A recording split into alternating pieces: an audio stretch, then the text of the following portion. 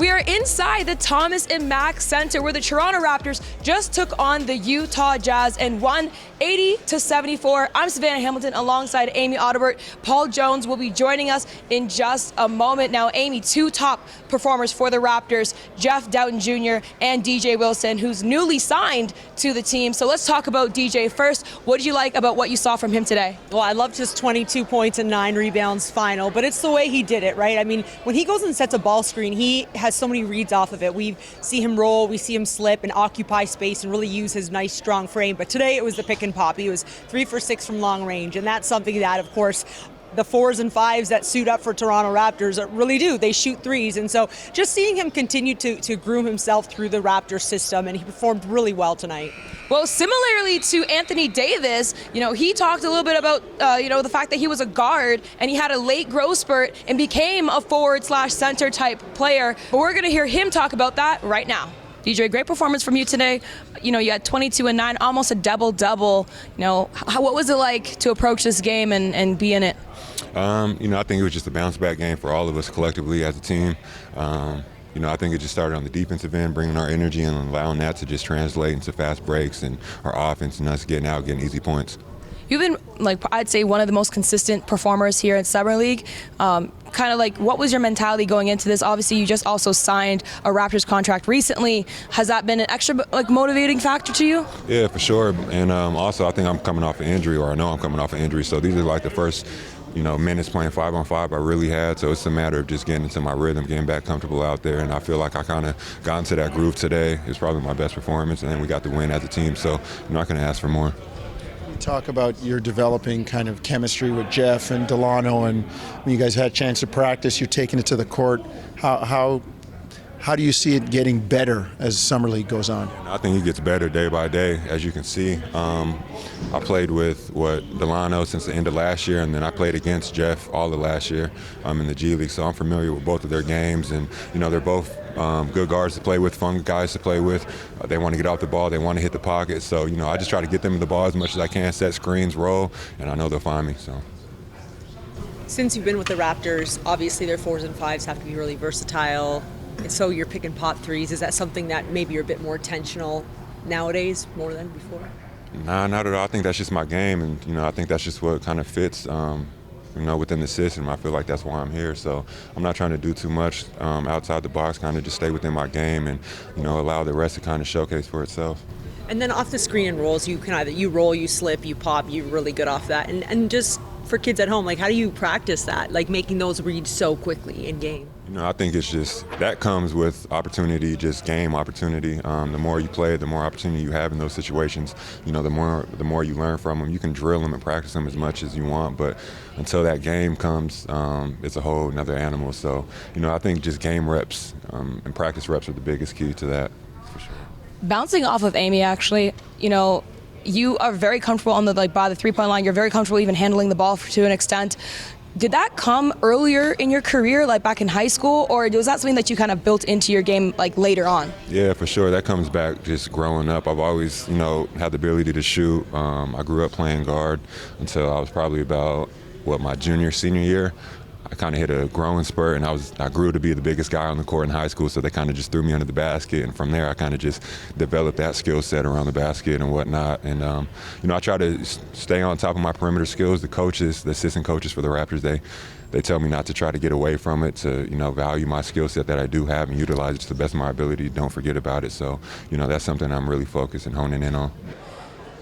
You just heard from DJ Wilson. Now we have to talk about Dowtin Jr. He's a point guard, kind of like this guy behind us. I don't know if you guys know that guy looks kind of familiar. That's Kyle Lowry. But back when he was a Memphis Grizzly, we got to correct that. But what stood out about Dowtin Jr.'s performance on the team today? Well, he dropped 19 points, but it was the late game situation where he had a lot of composure. He had the ball in his hands. He was efficient, 8 for 13, 0 turnovers. Again, he did have the ball in his hands often. So I think just that maturity and poise, especially as the game got tight.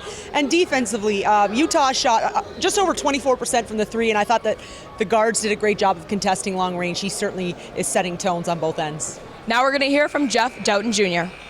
We're just coming off a loss, so you just wanted to set the tone from the jump.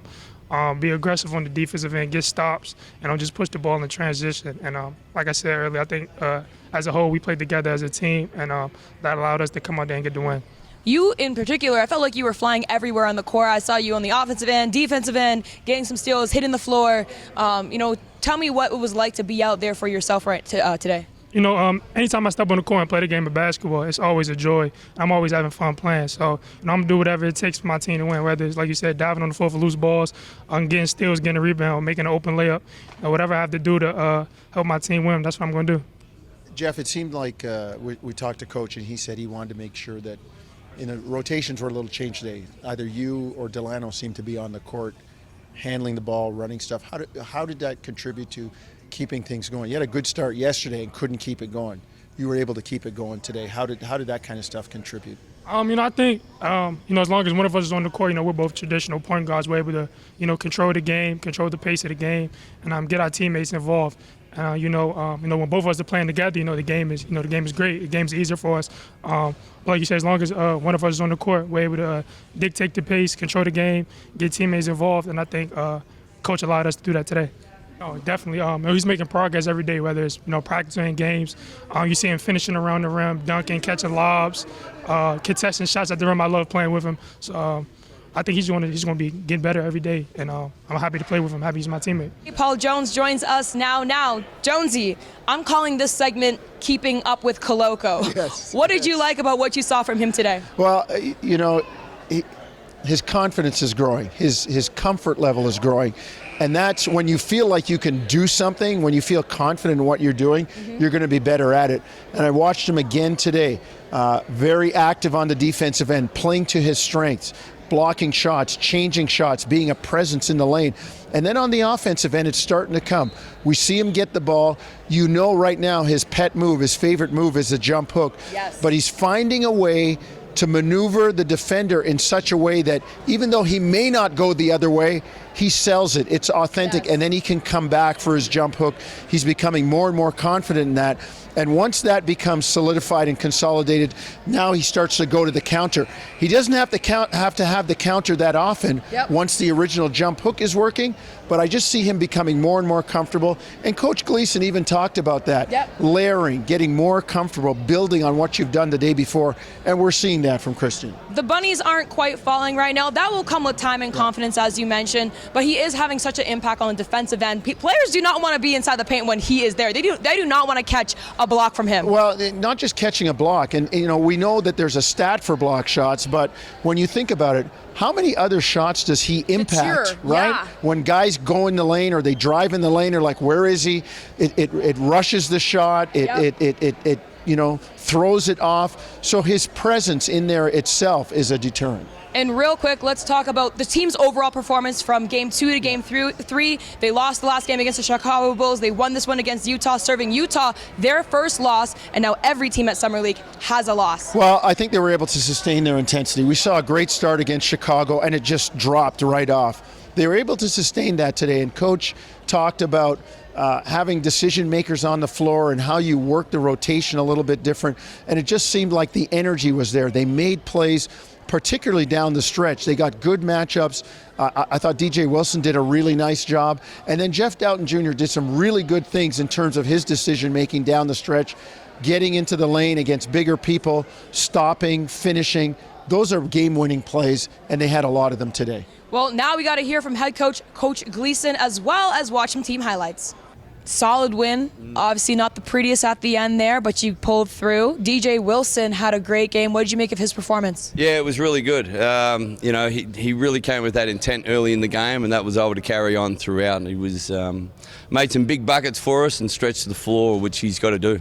You had either Delano or Jeff in the game. You never had both of them out at the same time. Was that part of your plan today to make sure? Yeah, a little bit just on the rotations. They're both excellent ball handlers. So it was keeping them on against Utah's picking up full court, and we needed somebody out there that could be cool under the pressure situation. So that was, we did a good job of keeping one of them out there at a time.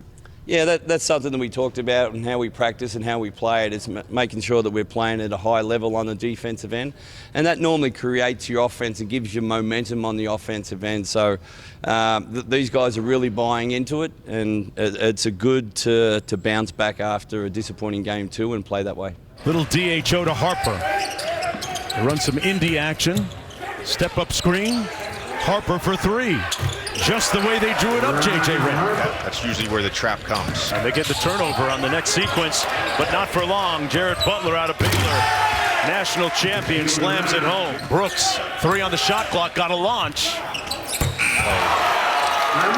They'll take it. And off the turnover. Toronto, of course, is one of the teams mentioned. Johnson caught a body that time. That time he was successful. Yes. He's finished twice now with that left hand. Nice pocket pass and short roll. How tough a pass is that? Right spots, DJ Wilson. Little delay set out top. Shot clock down to 6. Ben gonna have to make his own here. Kicks it out to Wilson for 3. Good pass. Good result.